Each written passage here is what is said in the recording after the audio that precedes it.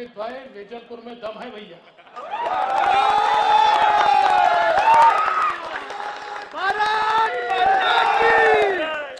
मंच पर उपस्थित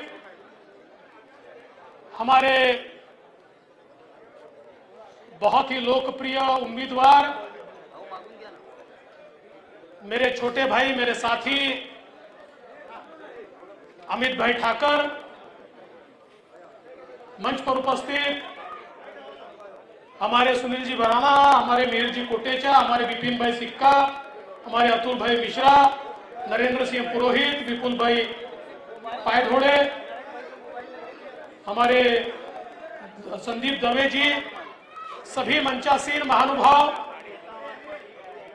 और उपस्थित सभी बहनों और भाइयों, मला असं समजलं की इथे महाराष्ट्रातलेही काही लोक आहेत आणि असंही समजलं की स्वराज्याची राजधानी असलेल्या रायगडचे लोक देखील या ठिकाणी आहेत। त्यामुळे त्या सगळ्यांना मी नमन करतो आणि महाराष्ट्राच्या वतीने खूप खूप शुभेच्छा देतो। दोस्तों, अब ये बात बहुत स्पष्ट हो चुकी है कि भारतीय जनता पार्टी गुजरात में एक बहुत बड़े विजय की ओर अग्रसर हो रही है और कांग्रेस को एक बहुत बड़ी हार मिलने वाली है। और ये मैं क्यों कह रहा हूं, आप आज तक का इतिहास देखिए, जब जब कांग्रेस हारने लगती है, जब जब मोदी जी के विकास के मॉडल के खिलाफ उनके पास कोई योजना नहीं होती, कोई नीति नहीं होती, कोई नेता नहीं होता, तो फिर कांग्रेसी क्या शुरू करते हैं? मोदी जी को गाली देना शुरू करते हैं। और फिर एक बार वही नीति कांग्रेस ने शुरू कर दी जब कांग्रेस को अपनी हार देखने को मिलने लगी और जब उनके ध्यान में आया कि अब भारतीय जनता पार्टी एक अप्रत्याशित विजय की ओर जा रही है, तो कांग्रेस के अध्यक्ष मोदी जी की तुलना रावण से करते हैं। अरे शर्म करो भाई, शर्म करो। ये कितनी बड़ी विडंबना है कि जिन्होंने राम जी के होने पर ही संदेह व्यक्त किया, जो पार्टी ये कहती थी कि क्या सच में राम पैदा हुए, जो पार्टी ये कहती थी कि क्या सबूत है कि राम जी पैदा हुए, वो पार्टी का अध्यक्ष किसके खिलाफ बोल रहा है? उस व्यक्ति के खिलाफ जिसने 800 साल का कलंक धोकर रामलला का मंदिर अयोध्या में निर्माण करने की बात की और उसको शुरू किया। उस मोदी जी के खिलाफ आप रावण की बात करते हैं। मुझे बताइए, राम जी के अस्तित्व का सबूत रावण की टीम वाले मांगेंगे या राम की टीम वाले मांगेंगे? रावण की टीम वाले मांगेंगे ना। और 800 साल का कलंक धोकर रामलला का मंदिर राम जी की टीम बनाएगी कि रावण की टीम बनाएगी?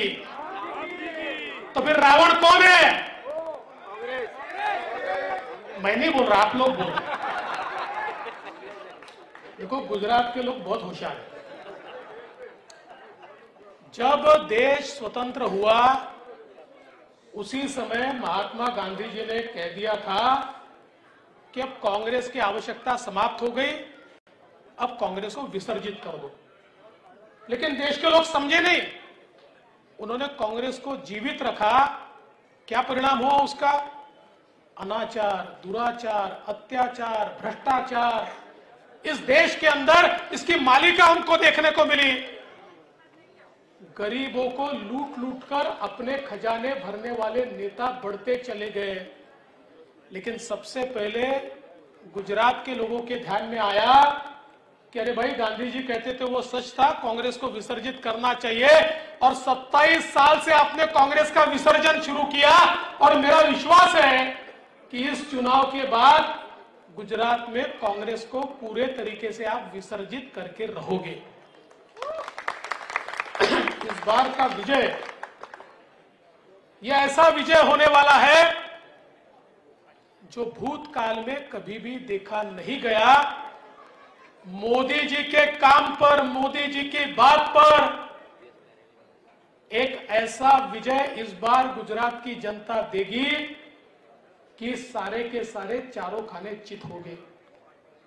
लेकिन मैं तो यहां पर आपको वोट मांगने नहीं आया, आप तो देने ही वाले हैं। मैं तो केवल उन लोगों के दर्शन करने के लिए आया जो लोग मेरे भाई को, मेरे अमित भाई को चुनकर देने वाले हैं। और देखिए, मैं आपको बताता हूं, अमित भाई की और मेरी 25 साल की दोस्ती है। और एक जमीन से जुड़ा हुआ कार्यकर्ता कैसा होना चाहिए, अगर मुझे किसी ने पूछा तो मैं बताऊंगा अमित ठाकर जैसा होना चाहिए। जो काम पार्टी ने दिया उस काम को पूरी ताकत के साथ, शिद्दत के साथ निभाने वाला व्यक्ति ये हमारा अमित भाई है। हमने बहुत साथ में काम किया। वो हमारे राष्ट्रीय अध्यक्ष थे युवा मोर्चा के, तब भी साथ में काम किया है, उसके बाद लगातार साथ में काम किया है। और एक सफल संगठक तो वो रहे हैं, संगठन में एक सफलता से उन्होंने काम किया है। लेकिन अब एक नई पारी उनकी शुरू हो रही है और अब वो संगठन से सीधे विधानसभा में जाने वाले, धारा सभ्य बनने वाले हैं। और मैं आज आपको गारंटी से बोलता हूं, 5 साल बाद वापस जब यहां आऊंगा तो गुजरात के जो 5 धारा सभ्य पहले होंगे उसमें हमारे अमित भाई का नाम होगा। क्योंकि ये उनकी क्षमता है। मैं आपको कह रहा हूं, बहुत नसीब से इतने अच्छे नेता मिलते हैं, आपको मिला है। और निश्चित रूप से मोदी जी का जो सपना है वो गुजरात में सफल करने वाली जो टीम होगी, वो टीम हमारे अमित भाई उसके एक मेंबर है और आगे भी रहेंगे। इसलिए मैं तो आपको ये निवेदन करने आया हूं कि भैया, आप जीता कर तो देने वाले हो, लेकिन एक रिकॉर्ड जीत दीजिए, एक ऐसी जीत दीजिए कि जो पूरे गुजरात के ध्यान में आए कि वेजलपुर वालों ने अमित भाई को वोट दिए तो ऐसे दनादन दिए, ऐसे दनादन दिए, ऐसे दनादन दिए कि एक रिकॉर्ड बना। और ये रिकॉर्ड आपको बनाना, बनाएंगे? हाथ ऊपर करके बोलिए, बनाएंगे? तो फिर मैं आपको कहता हूं, आप रिकॉर्ड बनाइए और उसके बाद अमित भाई की जीत का जो सत्कार होगा, आप नहीं भी बुलाएंगे तो मैं यहां पर आऊंगा और उनका विजय का जो सत्कार होगा उसमें मैं स्वयं आकर उनको हार पहनाऊंगा। आपकी ओर से मैं उनका स्वागत करूंगा। दोस्तों, आज ज्यादा लंबा भाषण देना नहीं है, अभी 2-3 जगह और भी जाना है, लेकिन इतना ही कहता हूं, हम सारे खुशनसीब है कि मोदी जी जैसा नेता हमको मिला।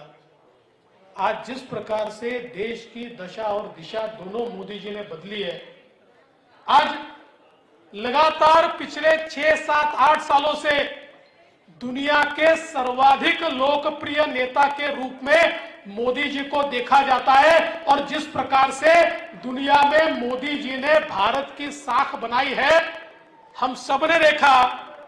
अब दुनिया की पंचायत में अमेरिका भी बोलता है, रशिया भी बोलता है, जर्मनी भी बोलता है, जापान भी बोलता है कि दुनिया को दिशा कोई दे सकता है तो भारत के प्रधानमंत्री नरेंद्र मोदी जी दे सकते हैं। तो ऐसा एक देव दुर्लभ इस प्रकार का नेता हमें जब प्राप्त हुआ है तो गुजरात का भी एक फर्ज बनता है कि उसके पीछे चट्टान की तरह गुजरात खड़ा हो। और मेरा विश्वास है, बिल्कुल आपने जो भी किया है ये भी विक्ट्री का एक ऐसा भी होगा कि सारे रिकॉर्ड टूटेंगे और एक नई सरकार, रिकॉर्ड तोड़ सरकार यहां पर बनेगी। और फिर मोदी जी को गाली देने वालों को गुजरात ऐसा जवाब देगा कि जब हमारी मत पेटी से मत निकलेंगे, इलेक्ट्रॉनिक वोटिंग मशीन से मत निकलेंगे, तो केवल कमल ही कमल खिला हुआ दिखेगा। इतना ही मैं आपसे निवेदन करता हूं। फिर एक बार अमित भाई को बहुत बहुत शुभकामनाएं देता हूं और अपने शब्दों को विराम देता हूं। जय हिंद, जय भारत।